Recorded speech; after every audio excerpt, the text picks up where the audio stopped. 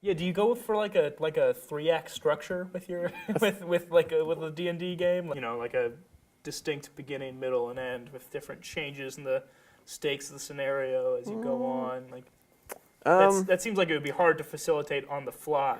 Yeah, I'm like, if in the context of telling a story, like they all have a beginning, middle, and end sort of thing, and so you have all those awesome pieces, like the climax. You have several climaxes, right? You know, the story kind of goes up and down with intensity. But, you know, you don't plan all that out ahead of time. Yeah. Because if you did, you'd be known as like a railroader, where you're not really giving the players a decision in the matter of how the story is going to unfold, right? Because if you know the king is already going to die at the end of the story, then what's the point of them, you know, even... If you're a railroader, you're just trying to tell your story. Yeah, exactly. It's not your story. Yeah, it's your story, it's their story. But yes, there's definitely a, you know, sort of that traditional story arc sort of thing going on, but it can vary. I don't know. Again, it's only limited by your creativity, so that's the cool thing about it. I think we should have like glossary terms on the bottom here that come up, you know, like railroader.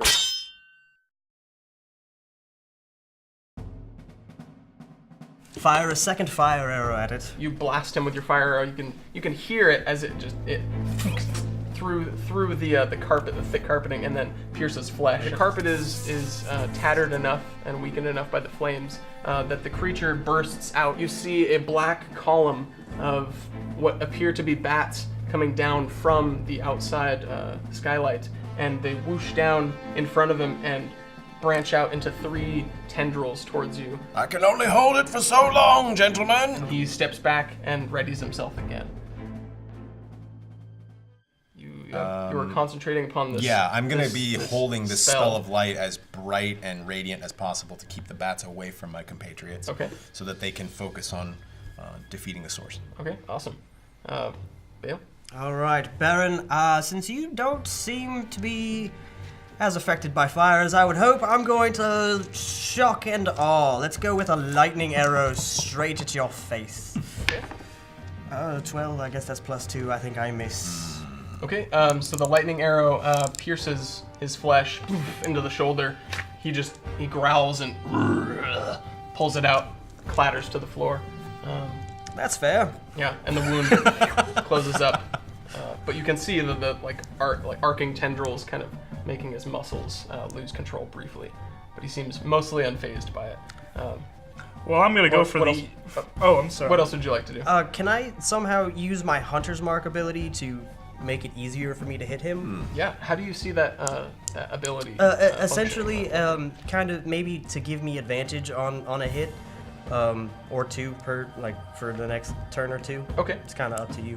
Cool, and how do you visualize it? I visualize it essentially as Bale kind of is focusing on his, this is his quarry. Yeah. He's studied this enemy for long enough. This is mine. I'm gonna get him. Yeah, okay, awesome. So after seeing your shot be kind of ineffective, you kind of concentrate your mental energy and call forth the Hunter's Mark. Yes. Baron, I'm really sick of your crap. Okay. You're done, son. For the next attack, actually, you can roll with advantage as long as the Hunter's Mark is going and you're concentrating upon it. I will continue to do that for my next turn. Excellent. Okay. Go ahead. What would you like? Well, what would you like to do, Dagmar? I'm thinking that at this point a certain orcish rage has set in for me, and I'm gonna go in for a flurry of attacks. Okay, that's awesome. We can make that happen. Yeah. Okay. So the familiar orcish rage that kicks in, right? And you let out this scream that is raising several octaves just as you're doing it. Right. And you just feel the better described than performed. The berserk, right? And you go forth and attack. So go ahead and let's do this here. So I'm going to give you 3 attacks total. Okay. You're going to have 1 extra attack because of the rage. Okay. You are now moving even faster and you're hitting even harder. Okay. Yes. We've got a 10, a 16, and a 16. So go ahead and add +4 to all of your rolls. That's 2 from you being a physical fighter and 2 from your rage. Okay, so 14, a 20, and a 20. Okay, so that is 2 hits. Right. Awesome. So go ahead and roll damage for 2 hits. So I imagine that the first one you come in swinging and maybe it misses, but You The just, other you two just is get just- him on the I last two. get even Yeah. more angry Yeah. with that miss. Yeah, the okay. first one was a feint, and Yeah, he's, you lead like, him in. he's almost like you're just trying the same trick again. Yeah, Yes. and then you get him with it. Right. You come around, spinning around, boom, right in You the don't want to side. antagonize me. That Yeah. doesn't help. Yeah. So Without even. Yeah, go ahead. my first is a 7, Nice. Okay. and my second is a 3. Okay. Sort of. And You clipped him. I got him. But, I got him all win right. there. you know. but these strikes with your silver-edged axe, you're noticing the wounds. They are not closing. Okay. This is why we keep him around. I've got issues. I mean, That anger management yeah. hasn't quite worked out yet. we definitely owe him a couple drinks. Okay. Yeah, he lunges forward, trying to kind of tear you guys apart, and literally separate you. And he does so. He's gonna move at even faster speeds. Seems like he's fully unleashing his lycanthropic abilities, if I could speak. And he will make an attack on each of you. Ooh, wow. Oh, so he's essentially just like bounding around the room. Yeah. Okay. Oh yeah. I'll take one of these.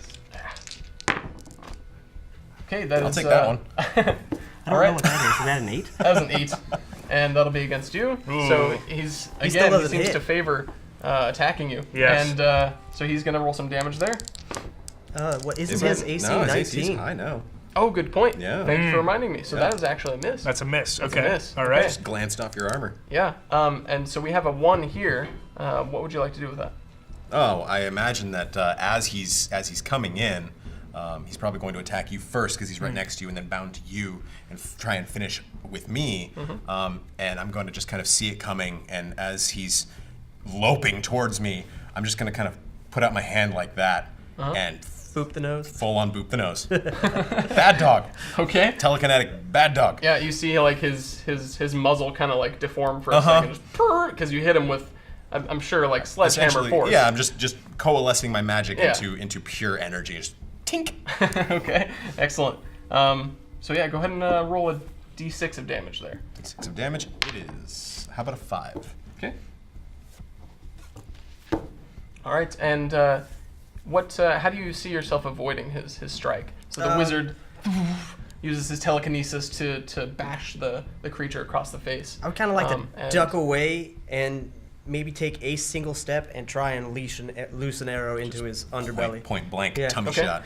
Yeah, your hunter's mark. You were ready for this. Yep. Go ahead and roll an attack. Oh! But with the hunter's mark, it's at advantage, which is Yeah. even worse. 2 arrows, just knocking them both. But he moves even faster as he moves on to you. Ended up missing, but he dodges both arrows. They whiz by him and clack into the ground, breaking apart. When we get back to town, I'm going to buy you a sword.